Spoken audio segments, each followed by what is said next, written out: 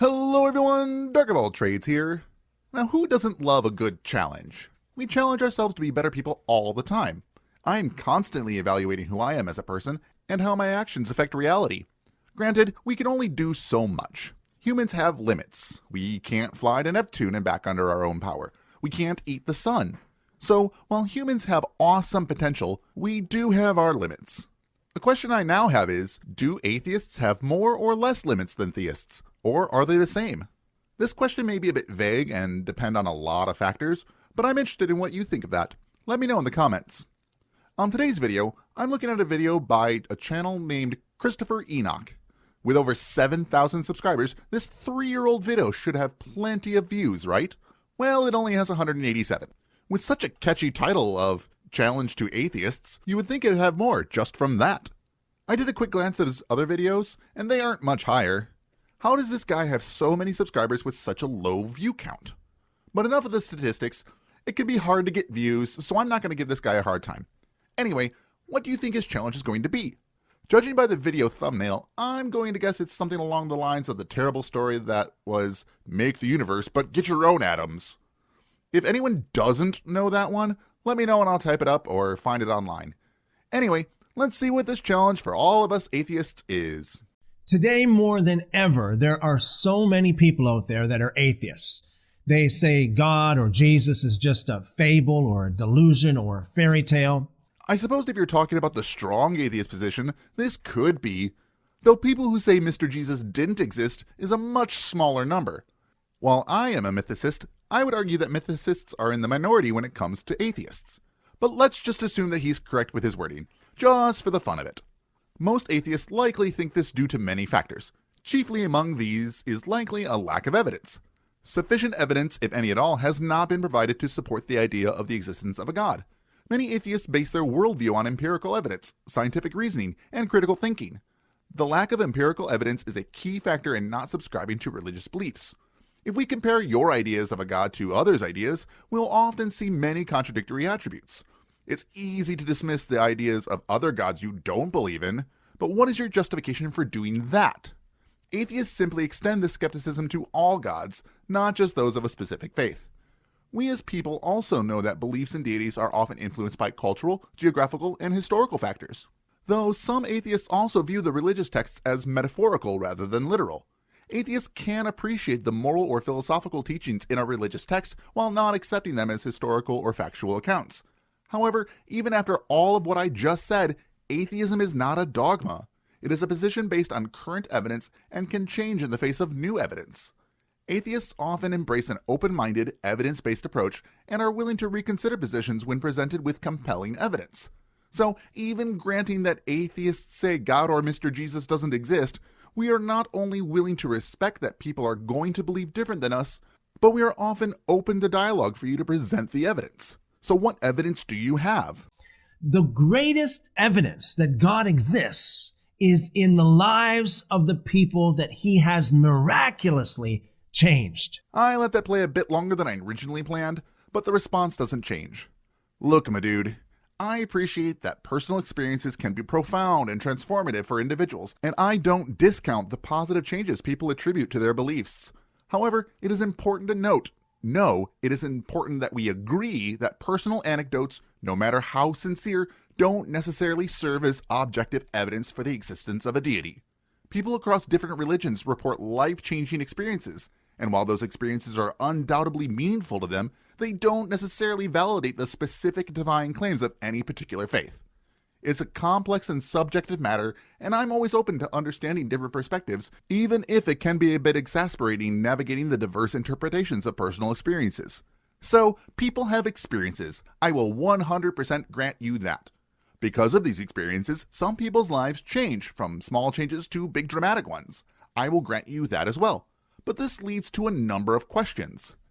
Considering the diverse range of religious and spiritual beliefs worldwide, individuals from various faiths often attribute profound changes in their lives to their respective deities or spiritual practices.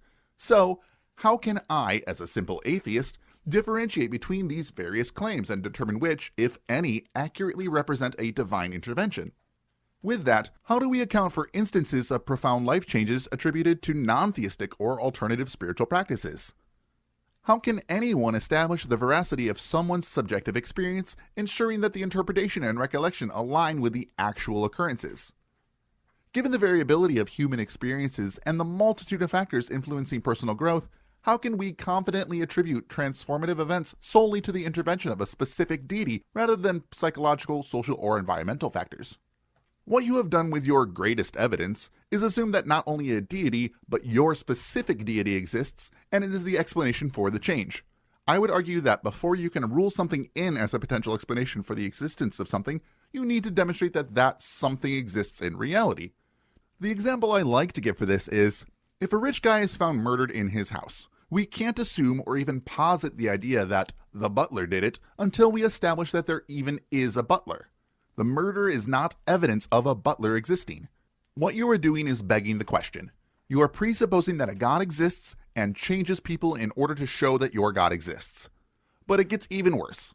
I can grant the existence of a God and that this God is capable of causing miraculous changes in someone, and you still haven't shown that the cause for any change is this or any deity.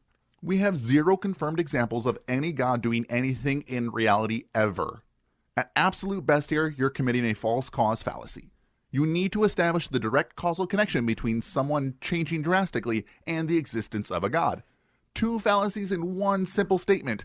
Oof, we are not off to a good start. And I am one of them. There are thousands of people. It's easy to find people, including myself, that have been instantly and completely set free from a lot of sin, talking about smoking, alcoholism, drugs, sexual immorality, and a stone cold heart that does not know how to forgive, that will not forgive. Change the heart completely into a heart that is willing to forgive.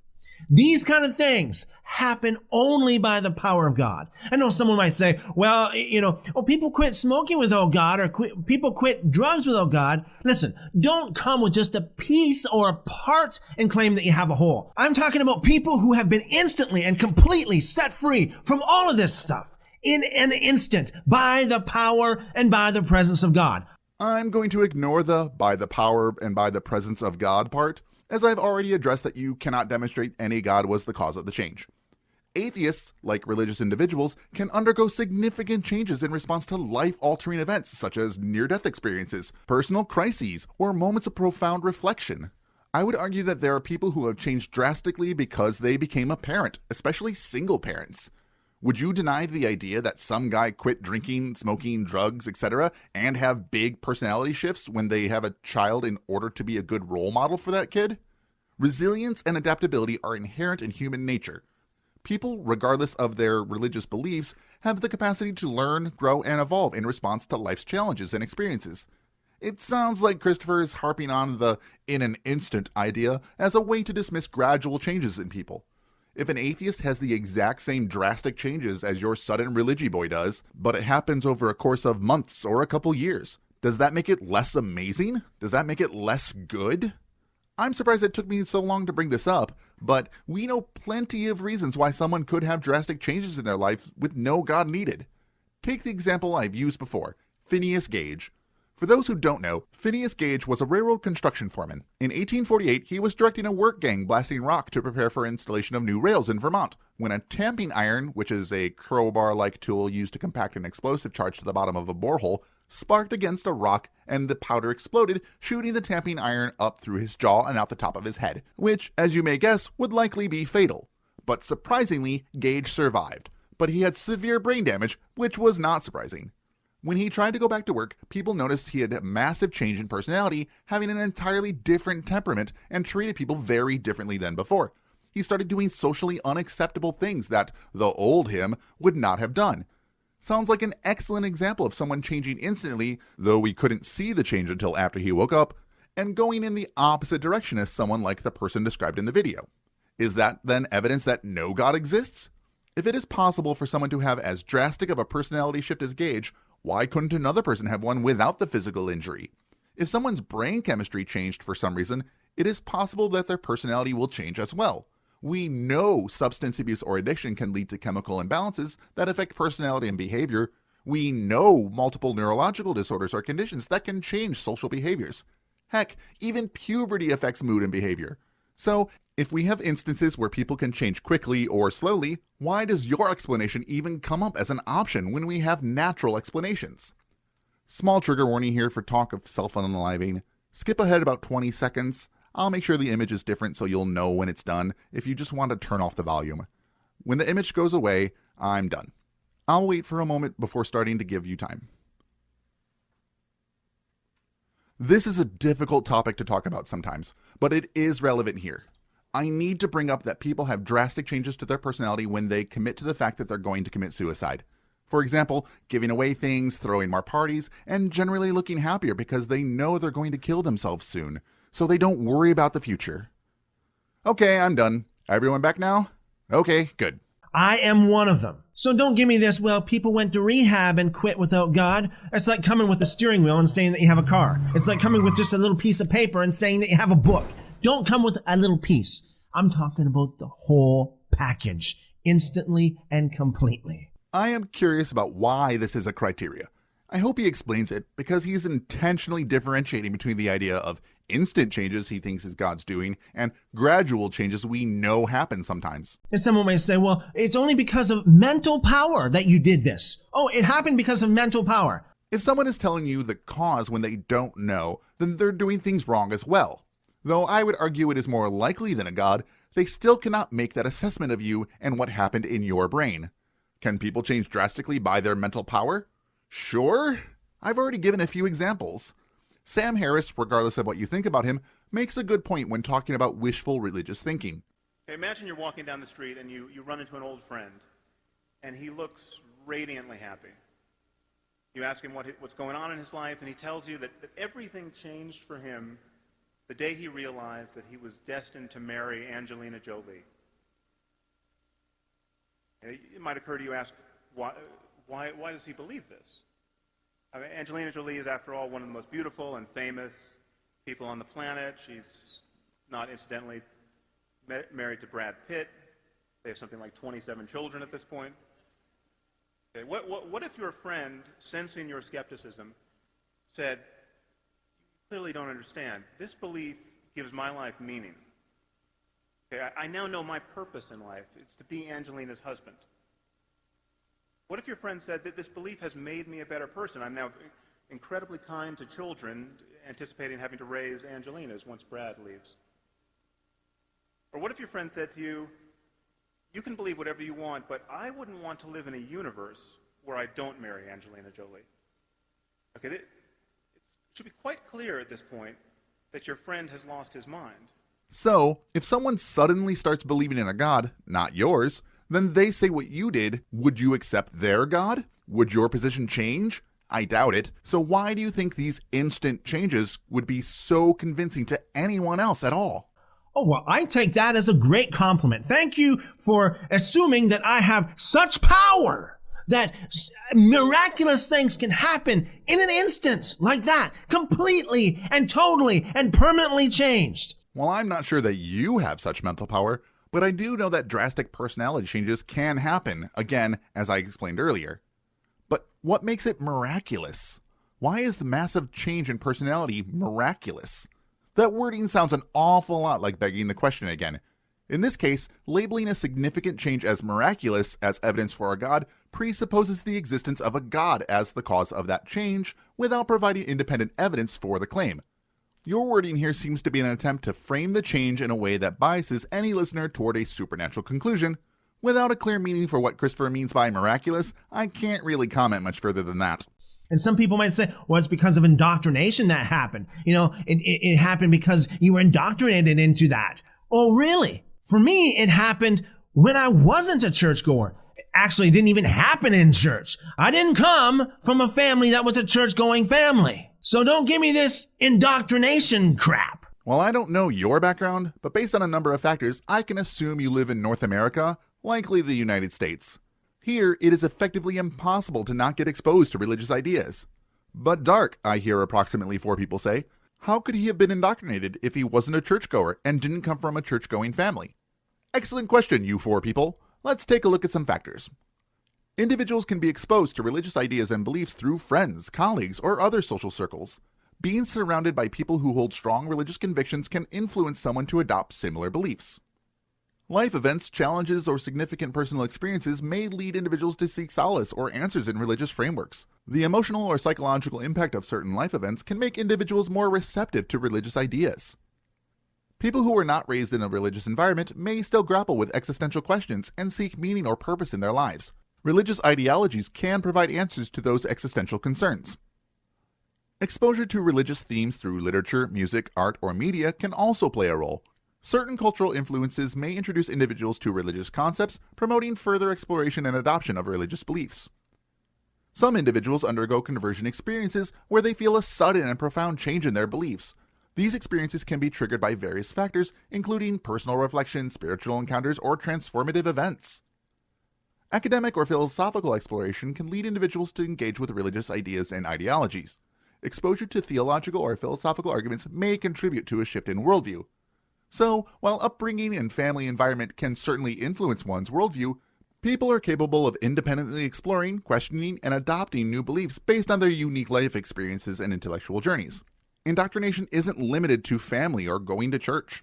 And by the way, if you think that it's just because of a belief or because of indoctrination, then I challenge you. Produce your own doctrine. Produce your own indoctrination that produces the exact same results that happened in my life and it happened in thousands of other people's lives without God.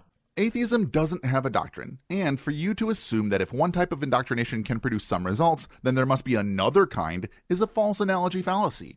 If there are no other kinds of indoctrination that create the results, does that mean that the indoctrination in question could not have caused it? No. But could indoctrination cause a massive shift in personality? I would say so. So no, asserting that religious doctrine and indoctrination does cause shift in personality does not mean I need to come up with another example of a different form of indoctrination that could cause it. But I can. Let's look at some examples. Cults and new religious movements often employ indoctrination techniques that lead to rapid changes in personality among their followers. For example, the followers of Jim Jones and the People's Temple experienced drastic changes in their behavior and beliefs, ultimately culminating in the tragic events of the Jonestown Massacre. Indoctrination can occur in political contexts, leading to significant changes in individuals' personalities. For instance, during authoritarian regimes or political movements, people may undergo rapid transformations in their beliefs and behaviors through propaganda and ideological indoctrination. Individuals who became involved in militant extremist groups may experience rapid personality changes due to ideological indoctrination. This is often seen in cases of radicalization where individuals adopt extreme beliefs and exhibit behavior contrary to their previous attitudes. In certain corporate cultures, particularly those characterized by high-pressure environments or strong ideological frameworks, employees may undergo quick changes in their personalities. This can be a result of corporate indoctrination aimed at fostering loyalty and commitment to the company's values. Citizens living under totalitarian regimes may experience rapid changes in personality due to state-sponsored indoctrination. For example, during the Cultural Revolution in China, individuals underwent ideological re-education that led to shifts in beliefs and behavior. Apart from mainstream religions, various alternative spiritual movements or sects can lead to rapid personality changes through indoctrination. Followers may adopt unconventional beliefs and practices that significantly alter their worldview and behavior. You challenged, and I delivered. Not terribly difficult. That's my challenge to you. Produce the exact same results without God. For this one, I cheated a bit and checked the comments. The second comment says, I'm an atheist. I accepted your challenge and I was able to instantly and permanently change my life. I also know thousands of other atheists who were able to do it. Now I accepted your challenge and provided the exact same evidence as you did to demonstrate it actually happened. To which Christopher responded with 3 points. The first one is, this happened to me 28 years ago. If he's looking for the exact same results, then this would imply that it had to have happened 28 years ago. Because if it happened 27 years ago, it wouldn't be exact. He seems to be moving the goalposts when people provide an answer, or just flat out denying it because it isn't the exact same results, even though situations are so similar that any critical thinkers could see the parallel.